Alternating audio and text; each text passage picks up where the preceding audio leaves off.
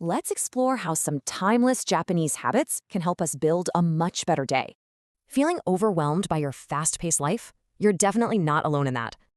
The answer might just be hiding in some really powerful ancient Japanese habits. So let's build your ideal day with these habits, starting from the moment you wake up. Okay, let's start with your morning. This is all about setting a great foundation. First up is Kaizen. Think small, consistent changes, not giant leaps. It's about progress. So instead of a marathon, maybe just a 10-minute walk. Consistency is the real secret here. And don't forget me time. Seriously, this isn't selfish. It's totally essential for you.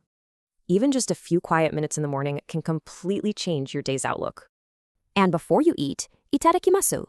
It's a simple way to practice gratitude for your food. All right, with our morning set, let's see how these habits can help us tackle daily challenges. Ever heard of Gaman?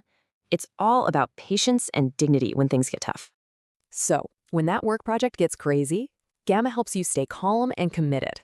Next, there's Omoyari. It's about acting with empathy and really considering others. It's the difference between just reacting and actually listening. It builds such strong connections. And then we have Mottainai. It's this deep feeling of regret for any kind of waste. Think reusing, repairing, and just being mindful.